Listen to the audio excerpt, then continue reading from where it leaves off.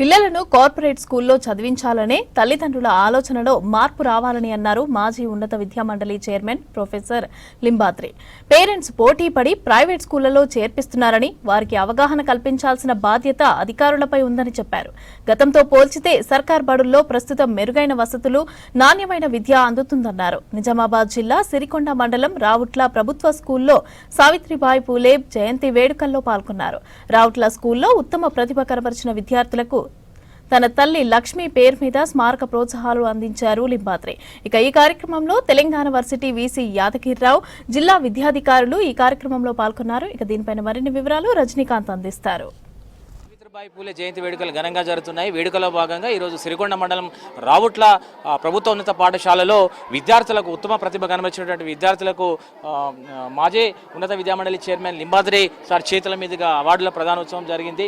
వారి స్వర్గస్థురాలైనటువంటి వారి తల్లి కీర్తిశేషురాలు రిక్కా లక్ష్మీ స్మారకార్థం యొక్క బహుమతుల్ని ప్రదానం చేస్తున్నారు. ముఖ్యంగా విద్యార్థులు, గ్రామీణ ప్రాంతంలో ఉన్నటువంటి విద్యార్థులను ప్రోత్సహించేందుకే కార్యక్రమాన్ని ఏర్పాటు చేసినట్టుగా వారి ఇదివరకే ప్రకటించారు. సో మాట్లాడడం ఈ కార్యక్రమానికి లింబాద్రి సార్తో పాటు తెలంగాణ యూనివర్సిటీ వీసీ యాదగిరిరావు, అట్లాగే డిఓ అశోక్ గారు కూడా పాల్గొన్నారు. ప్రధానంగా డిఓ గారితో మాట్లాడడం. సార్ చెప్పండి, ఇట్లాంటి కార్యక్రమాల ద్వారా ముఖ్యంగా గవర్నమెంట్ స్కూల్స్ అంటే ఒక రకమైనటువంటి అపోహ ఉంది, ప్రైవేట్ స్కూల్స్ పట్ల మోజు ఎక్కువగా ఉన్నటువంటి ఈ రోజుల్లో ఇట్లాంటి కార్యక్రమాలు ఎట్లా స్ఫూర్తిని కలిగిస్తాయి? తప్పకుండా పిల్లల లోపల మంచి ప్రోత్సాహాన్ని కల్పిస్తుంటుంది. భవిష్యత్తు లోపల వాళ్ళందరూ మంచి చక్కగా రాణించడానికి అవకాశం ఉంటుంది. వాళ్ళు ఒక రోల్ మోడల్గా తీసుకుంటారు. ఇప్పుడు మంచి వసతులు ఉన్నాయి, పాఠశాలలో మంచి వసతులు ఉన్నాయి, మంచి ఎడ్యుకేటెడ్ టీచర్స్ కూడా, మంచి క్వాలిఫైడ్ టీచర్స్ ఉన్నారు. కాబట్టి భవిష్యత్తులో కూడా వాళ్ళందరికీ చక్కగా రాణించడానికి అవకాశం అనేటటువంటిది ఉంది. ఎట్లా ఉంది సార్ ఈ ఇయర్ అకాడమిక్ ఇయర్ ఎట్లా పోతున్నాయి? ఎగ్జామ్స్ కూడా దగ్గరకు వచ్చినాయి, ఎట్లా ప్రిపరేషన్స్? ఓకే, గత సంవత్సరం కూడా చాలా మంచి రిజల్ట్స్ వచ్చినాయి. 98% వరకు రిజల్ట్స్ వచ్చినాయి.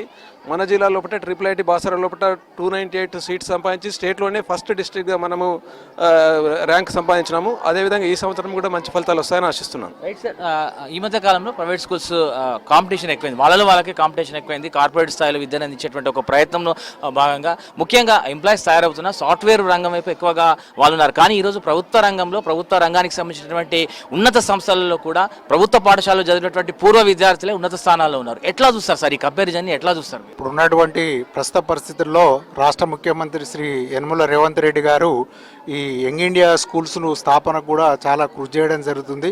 అందులో భాగంగానే డిజిటల్ ఇన్ఫ్రాస్ట్రక్చర్ కూడా ప్రత్యేకంగా 12 కోట్ల రూపాయలతోని ఈ 2 ప్రాజెక్టులు కలిపి సుమారు 30,000 కోట్ల రూపాయలతోని ఈ విద్యను ఇంకా ఉన్నత స్థాయికి తీసుకుపోవాలనే దృష్టితోని గ్రామీణ ప్రాంతాలలో ఉన్నటువంటి ప్రాథమిక విద్యను బలోపేతం చేస్తూ, ఒకప్పుడు ప్రైవేటు కళాశాల స్కూళ్ళల్లో చదివితే మాత్రమే చాలా ప్రతిభ కలిగినటువంటి విద్యార్థులను ఉత్పత్తి చేస్తారనేటువంటి దానికి భిన్నంగా ధీటుగా ఈరోజు ప్రభుత్వ పాఠశాలలు కూడా జాతీయ స్థాయిలో ఢీకొంటున్నాయని చెప్పడంలో నిస్సందేహంగా చెప్పవచ్చు. తెలంగాణ యూనివర్సిటీ వీసీగా మీరున్నారు సార్, కింది స్థాయి నుంచి వచ్చారు, గవర్నమెంట్ స్కూల్లో చదివారని మీరే స్వయంగా చెప్పినటువంటి నేపథ్యం. సో ఎట్లా చూస్తారు సార్ ఈ విద్యార్థులకు ఏం చెప్తారు? నేను ఒక గ్రామీణ ప్రాంతంలో చదివినటువంటి పూర్వ విద్యార్థిగా ఈ స్థాయిలో వచ్చినందుకు మన లోపల ఉన్నటువంటి ఆత్మన్యూనతా భావనాన్ని ముందుగా తగ్గించుకోవాలి. మనం ఎవరికి కూడా తీసిపోకుండా, ఎవరికి తగ్గిన చిన్నవాళ్ళం అనేటువంటి భావన లేకుండా చేసినట్లయితే తప్పకుండా మనం ఉన్నత స్థానాలలోకి పోతాం. ఇప్పుడు గ్రామీణ ప్రాంతాలలో వచ్చి ఉన్నత స్థానాలలో స్థిరపడినటువంటి వాళ్ళ ప్రతిభను కనుక మనం గమనించినట్లయితే వాళ్ళు జాతీయ, అంతర్జాతీయ స్థాయిలలో పెద్ద స్థానాలలో స్థిరపడ్డారని చెప్పవచ్చు. తల్లిగారి పేరు మీద ఇట్లా విద్యార్థులను ప్రోత్సహించేందుకు ఒక కార్యక్రమాన్ని ఏర్పాటు చేశారు. ఎట్లా వచ్చింది సార్ ఈ ఆలోచన? నేను ఈ ఊర్లో పుట్టి పెరిగాను, ఈ పాఠశాలలో చదువుకున్నాను.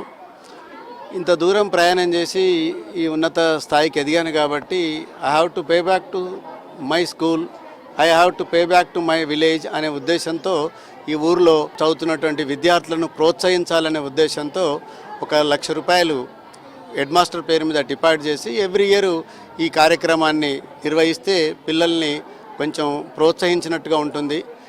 తద్వారా ఎక్కువ మంది పిల్లలు ఎక్కువ మార్కులు సాధించి మంచి ప్రతిభను ప్రదర్శించే అవకాశం ఉంటుందనే ఉద్దేశంతో పెట్టాం. తప్పకుండా ఇలాంటి కార్యక్రమాలు విద్యార్థులను ప్రేరేపిస్తాయి, వాళ్ళను ముందుకు తీసుకెళ్లే ప్రయత్నం చేస్తుందని నేను ఆశిస్తాను. విద్యార్థులని ప్రభుత్వ పాఠశాల వైపు ఎక్కువ మొత్తంలో ఆకర్షించేలాగా ఎట్లాంటి ప్రణాళిక రూపొందిస్తే బాగుంటుంది సార్? చాలా ఏళ్ళుగా చర్చ జరుగుతున్నది, డ్రాప్ అవుట్స్ పెరుగుతున్నారనేటువంటి ఒక చర్చ నడుస్తుంది. రకరకాల ప్రయత్నాలు ఏ ప్రభుత్వం వచ్చినా చేసే ఒక ప్రయత్నం చేస్తుంది, కానీ అనుకున్న స్థాయిలో రిజల్ట్స్ వస్తలేవు. ఎట్లా చేస్తే బాగుంటుంది అనేటువంటి మీ ఆలోచన సార్? చాలా ఏళ్ళుగా మీ అనుభవం ఉంది.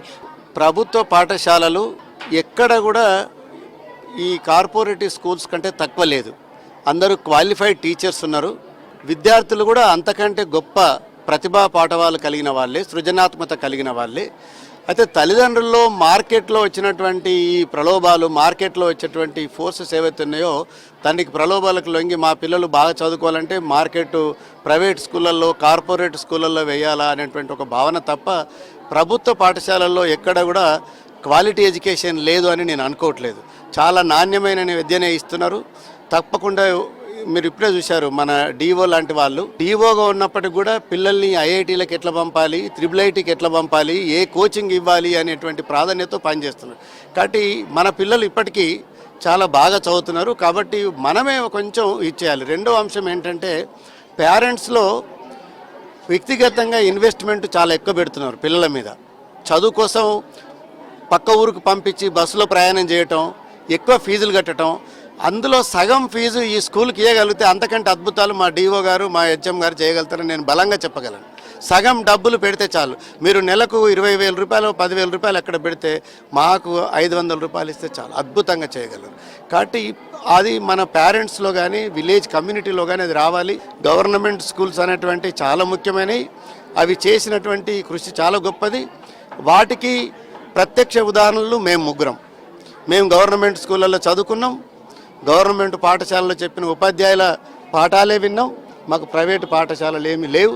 బట్ వాళ్ళు నేర్పిన విద్యాబుద్ధులు, విలువలు మమ్మల్ని ఈ స్థాయికి తీసుకొచ్చినాయంటే భవిష్యత్ తరాలని దిద్దటంలో కూడా వాళ్ళు గొప్పగా పనిచేస్తారని నేను విశ్వసిస్తాను. చివరిగా సార్, అంటే government schools quality education, quality teachers, qualified teachers, so ఈ మెసేజ్ని కన్వే చేయడంలో ఎక్కడైనా లోపం ఉందంటారా సార్? అది తప్పకుండా మీరు అన్న మాట నిజం. ఎందుకంటే మనం ఇంకా ట్రస్ట్ బిల్డ్ చేయట్లేదు. సమాజంలో ట్రస్ట్ డిఫిసిట్ అనేది ఎక్కువ ఉంది. విశ్వాసాన్ని కలిగించలేకపోతున్నాం.